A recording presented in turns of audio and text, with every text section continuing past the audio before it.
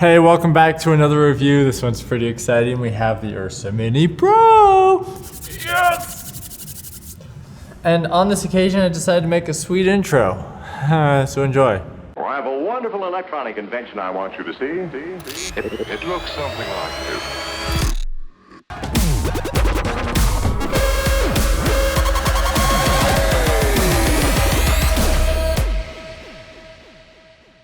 Okay, cool.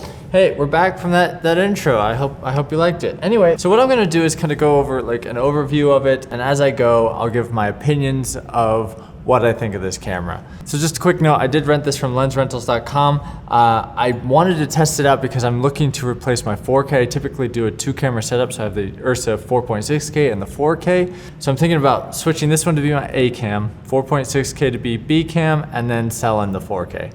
So between the differences of like the URSA Mini Pro and the URSA Mini, I will have another video that's gonna go in depth into that. I did a bunch of tests between the two. They say the sensor's the same. From my tests, no, I don't think they are. I'll get into that in another video. That's another video. Another time, subscribe to the channel and you'll check that video out. Anyway, but as far as like the look and stuff of the camera and the functionality, as far as like high frame rate's the same, the shooting RAW is all the same, you can do the lossless and all that jazz. Speaking about lossless and RAW and all that, they did add SD cards. I don't have the newest and fastest SDXC card. I do have a Lexar Professional 1000X and it does, let's see, what is it? 150 megasecond. And I did tests. I tried ProRes HQ at 4K and it didn't work. It had drop frames with this.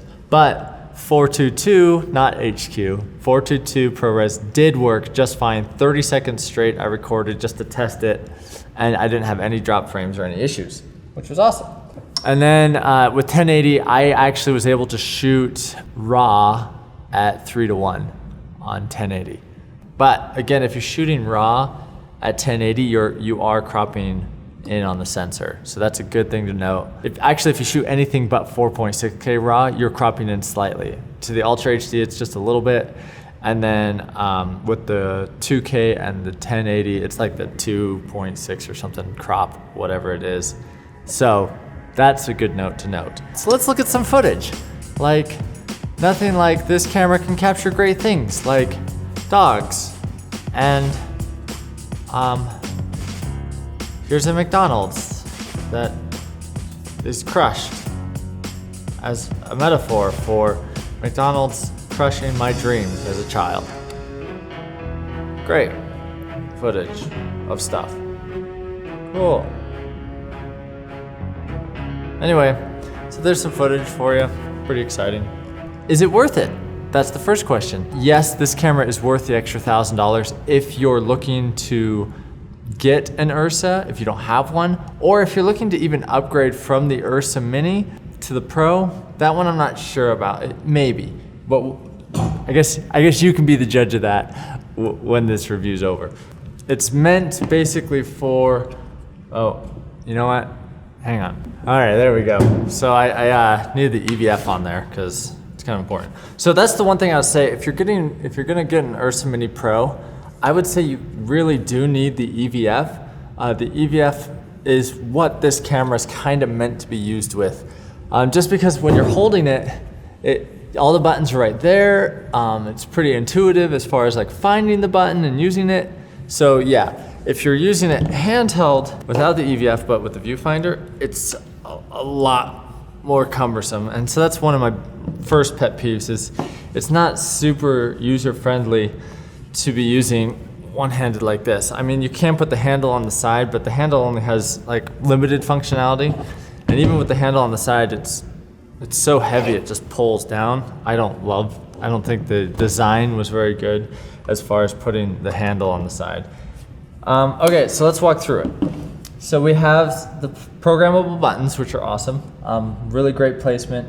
My favorite button right here is the high frame rate button, the new button. This one's fantastic. It's just a really quick, you push it and it'll change to your frame rates that you've preset, but then you can adjust those frame rates and then hit it again, it takes it off, and then it will remember the frame rates that you had, which is super awesome. Sometimes it's really nice to switch back and forth between 60 frames a second and 24. Then you have, above that, you have the iris, shutter, and white balance button. These ones, they're kind of hard to push. And then you can see here that it changes by like 50 at a time. So sometimes you have to hold it. I mean, it hurts just a little bit. It's not terrible. It is nice to be able to change those things quickly. The shutter I like never use unless you go into like a room with flickery lights, but ISO is nice to quickly change ISO, although I don't use that one very often either. And then above that you have this iris monitor and headphone jack dial. It works nice actually. The iris, I tested out on, obviously this is a cine lens, but I tested out on the 18 to 35 photo lens, and it worked nice. The only issue with it, which I think is kind of dumb, which I kind of foresaw when they first announced it, I'm like, that's kind of a weird spot for it. You open this monitor, and so you have it turned just slightly so you can like get your shot. It's super crammy, like it's hard to get, it's really annoying. I mean, granted, the argument could be, well, you have your monitor open, just click on it, and then adjust your f-stop there. The one thing that I wish they had done, which I think would have added a lot of plus, is maybe have an upgraded handle that has a dial thing on the handle. The C300 does something like that as well. It just makes more sense if you are actually using it with the handle to have the dial there, or if you're using it with the whole, the handheld rig where it's out here. It's much easier to just move your finger a little bit to change your aperture or your aperture. Right here, they have a menu button, and this is meant for the EVF. So, and then you can go through your menus. So the one thing that they did that was really nice is they added an on-off switch on the outside. Thank you, Blackmagic, finally did that. And then they also added, you can turn the power on and off with a redundancy by holding down the record and the next clip button, which is nice. Now, at first, you think, oh, that's cute, who cares? But actually, when you're doing a lot of run and gun, moving around a lot, to be able to have the camera on the ground, quickly just click it, pull it up. As you're pulling it up, getting it situated, it gets turned on, which is awesome. I thought when they first announced it, I was like, oh, great, a smaller monitor. It's already gonna be so cramped to touch the monitor and use it. I actually didn't notice the difference. I actually kind of liked the smaller monitor, because if you look, it kind of lines up perfectly with my EVF. It doesn't poke out that much more. It's not as in the way. So I actually like the smaller monitor personally. That Blackmagic, they said in their press conference, we listened to you, so we added stuff, except for flipping the screen all the way around. I wish you could flip it all the way around, but you can't. So there's that.